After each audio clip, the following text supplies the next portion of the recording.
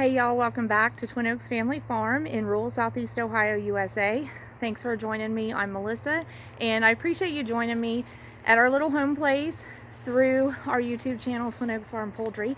Today we're going to take a look at what's in the barn, and it isn't meat chickens. Our channel is pretty much based on our small commercial poultry operation. We specialize in raising Cornish rock cross meat chickens for poultry production. We also maintain a small, very small flock of egg production hens for on-demand egg sales and subscription egg sales, so we can maintain the egg production hens year-round.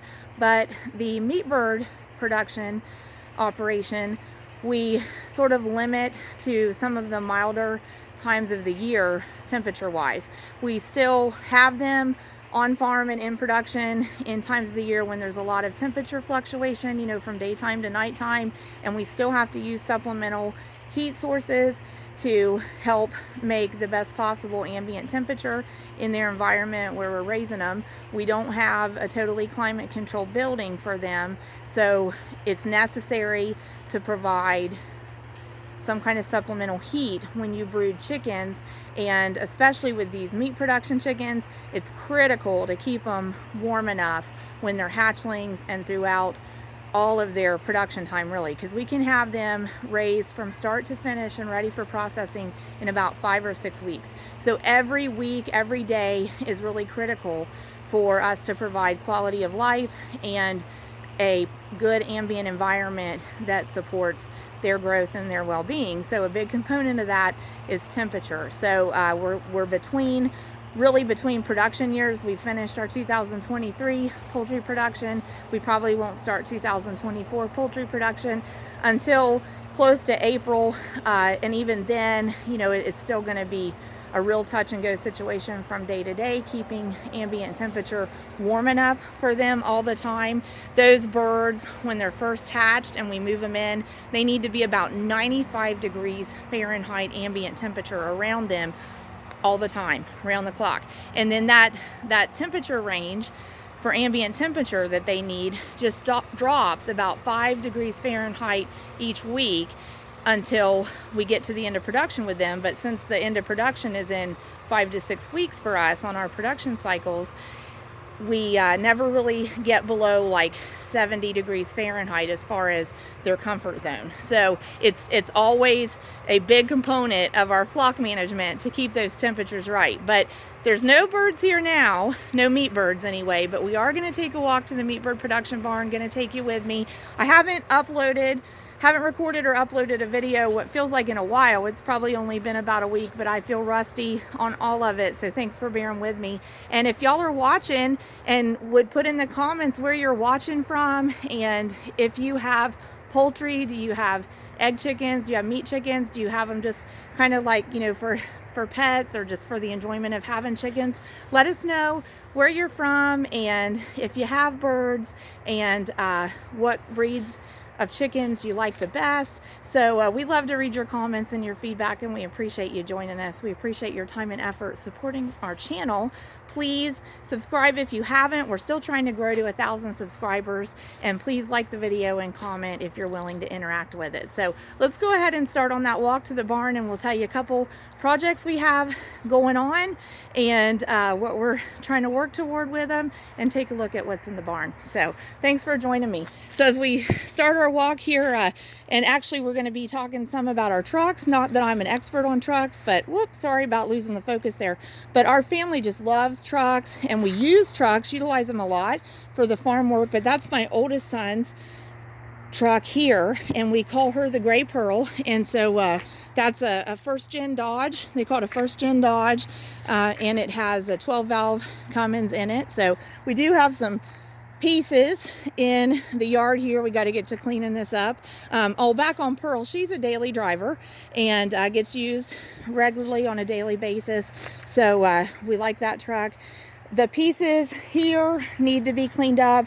These are off a truck that's kind of under evaluation. We'll talk a little more about that, trying to evaluate if it can be rebuilt and restored. This is the hood off of that truck. Beautiful baby blue color was the the paint color on that. It had previously had some restoration done to it, and they painted it a pretty baby blue, so we really like it. This is my truck.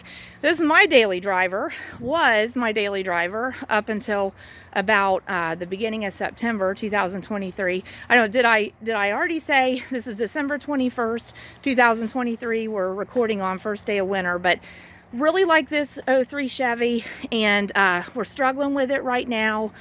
We're having problems with some of the control modules under the hood and their communication with each other, and them reading the same chapter out of the same book at the same time, more or less. But we're hoping we get it straightened out, but it's kind of like a big puzzle. But this is Traveler, and sometimes gets called the chicken wagon because just in general it helps us with farm chores and helps get chickens to the processor at the end of flock productions.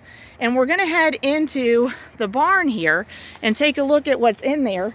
And before we do, I do want to say, like, for us going in here, this is kind of always a shocking sight to see. There is a truck in here, so I'll give you that much before we head in. But the truck that's in here was a daily driver up until little over a week ago. And in fact, its last road trip, its very last road trip was actually to take chickens to the processor. So since then, it's gone from being called Beautiful Blue Betty pickup to Bruised Betty pickup. And so in the back of my mind, I keep thinking this is kind of like how barn finds begin. But we're hoping that it can be a success story of a rebuild and restore, but it's kind of under evaluation. That, you know, that may not be within our resources and within our abilities, so we'll just have to see. But we'll take a look at what's in here, and if we have time, we'll talk a little bit about the barn's real use and letting it be borrowed here temporarily. So let's take a look. So this is an old first gen Dodge, one of my son's trucks, and he got her a couple years ago, and it had been somewhat restored. It was very, very nice looking truck when he got it. Had an aluminum flatbed on it. You can see the parts of her cab over there. So at this point, the truck is really under evaluation. Sorry, we're losing focus. I'm trying, y'all. The lighting's not great, and the space is poor as far as getting around it. But under evaluation, you know, is it salvageable? Is it rebuildable? Is it restorable? So obviously the cab is not. We would need to find a donor truck for body parts. My son would need to find something for that. Been looking at the engine and transmission to see what's salvageable there. The bed was actually in great shape, but he wants to put a regular bed on it if he redoes it. So a big question is going to be the frame. You know, we don't know where we're at on that yet. So some things to do there to check out. But they're starting to take Betty apart and see, you know, what is salvageable and usable and what can be fixed, and what all is going to be involved here. And then a big part of that evaluation is going to be timeline and space, because this is actually prime real estate for raising chickens.